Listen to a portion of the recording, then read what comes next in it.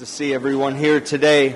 On this Christ the King Sunday, we end where we began. This is the last Sunday of the liturgical year.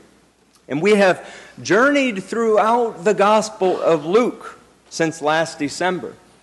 Now, Luke's Gospel is often called a social justice gospel, where there's a focus and it never averts its gaze upon the marginalized and the oppressed. And while there are many examples, here's just three that we've heard over the past year that highlight that justice for those that are outside looking in. First, back in January, from the fourth chapter of Luke, we heard Jesus stand up in the synagogue of his own hometown and proclaim the bringing of the good news to the poor. He proclaims freedom to the oppressed, sight to the blind, release to the captive. That's pretty good. Great. Oh, wait, they try to throw him off a cliff right after that. I forget. Yeah. Only Luke contains a strong mission statement, though, of Jesus at the front end of his ministry, of bringing this good news. Second, we heard Jesus bring us to a level place during Lent, and then again on All Saints' Day. We listened to portions of Jesus' Sermon on the Plain from the 6th chapter of Luke. And there, Jesus offers blessings to the poor and woes to the rich. These Beatitudes are in other Gospels, but only in Luke does Jesus actually mention woes. Now, if you're feeling saucy, head over to our YouTube page and find the sermon from August 31st. And by the way, did you know that every sermon and every service since mid-2023 is on our YouTube page? Bet you didn't. But then I reflected upon a passage from the 14th chapter of Luke, how we might approach our call to seek and serve Christ in others by recognizing it's difficult, even on a good day, to completely say yes or no. When we see a need, we see a gap. At the end of that sermon, though, I offered you a third option, straight out of our prayer book. And it's to not say yes or no, but it's I will, with God's help. That portion of Luke's gospel sees Jesus reframe hospitality as an act of justice, not just networking. It's a solidarity of will, not just an exchange of ideas. Saying you will, with God's help, ushers in the might of your friends, your family, this congregation, God. We link arms and we face uncertainty together with faith in God. And so on this final Sunday of what we know in the church as year C, we don't have little animals that we can tie to particular years like Chinese restaurants do, but we end as we began still. We end at the foot of the Master, the gospel reading today, amazed at the grace and the passion he's exuding, considering all he's going through. This is one reason I took point of privilege and I actually changed the psalm reading. Our psalm was supposed to come from Psalm 46, and David Folks was nice enough to write a reflection on the back of it for the Horn of Plenty this week. But I pulled from Canticle 16, which is a nice bookend because it's the first chapter of Luke. So we're ending where we begin. Luke's social gospel, if we're going to call it that, it really is tailor-made for our community. You know, we're always seeking to serve others, and we're serving others, and that's going to continue. We are growing. I mean, this church is 25% larger than it was just 2 years ago. And that's because of you. Your ability to help the community has broadened along with an expanding ministry footprint. To me, this church feels very different than it did even 12 months ago. A year ago. This place is thriving as in past years, as it's been doing for 189 years. And while finances are important, because of your generosity, it's not the deciding factor in how we can be the hands of God here, right now, to whoever. Some of our challenges are born of abundance, not scarcity. That's a good place to be. This campus is alive throughout the week. We might not have a lot of youngins yet. We might not have the budget of a big church, but we're growing and we are healthy.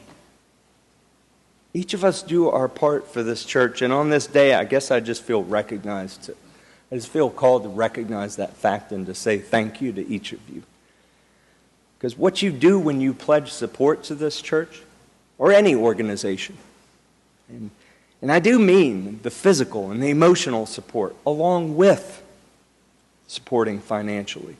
But when you pledge that support, what you're doing is you find yourself on your knees at the foot of the cross saying, this truly is the Son of God before me. And this person that I never met loved the world and me so much to die for my sins. So I can go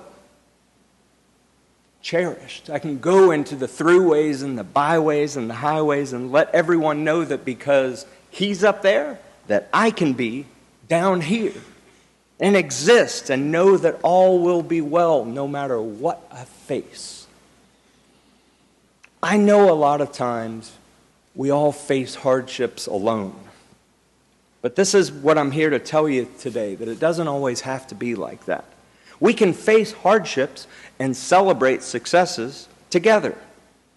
And no, we're not all going to see the same way about how to go about celebrating, how to go about facing those challenges. I know for me in my own life, when I drop the me in ministry, those hardships and celebrations actually become woven into a communal prayer, like the one I spoke about last week, when we lift up the diverse needs of the community. And in that process, we actually preserve the shared ministry of grace. And there's more. When you bring those challenges of your own, bring it into community. We weave together those difficulties and the successes with our everyday lives. And our threads then are all couched into one and ladder-stitched with the 189 years of Trinity that came before us. One quilt, one Trinity quilt. We're part of it. That's the story of you. That's the story of us. That's the story of this church. This isn't about me, and it's not about you. It's about the founders, or it's not even about the founders of this church. It's not even about the people who are going to be sitting right there in Karen's spot on November 24th, 2075, 50 years from now. Those prayers will continue. I was searching all week for a word that encapsulates what this parish means to me personally, and there's really no better word than I found than the Greek word charis. It's a word that Paul, the Apostle Paul, uses a lot. That which affords joy, pleasure, delight, sweetness, charm, loveliness. Within that is a reflection that I see, how can I say this? I see a reflection of God in each of you and in everyone I meet because of that charis. And what is charis? That is gratitude. And there's no better word to describe how I try to begin and end each day. So if you struggle to hold on to gratitude, that's okay. That's okay. Just rest for a while here, where gratitude is part of this church's foundation. Draw strength from Christ. Draw strength from each other. What next year knows, or what next year holds, truly God only knows. We were lucky this year, right, weather-wise. And in here, we received 7 people as new Episcopalians this year. And we baptized 3. We married 4 couples, and we bid goodbye to 8 Trinity members and 8 members of the community who had all joined the communion of saints at their death.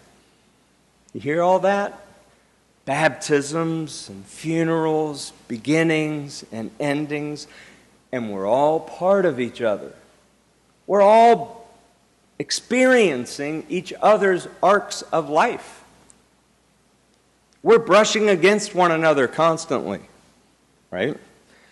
May that bumping, though, be a sign of growth as we get a feel for what God has in store for all of us, individually and as a church, and, I would say, as a community. If we can continue to grow as a parish, and if you can continue to challenge yourself to seek Christ in everything, and if you can stand at the foot of the cross and say, I will with God's help, I assure you, 2026 is going to be amazing. And God is asking you today, will you join in the journey? Amen.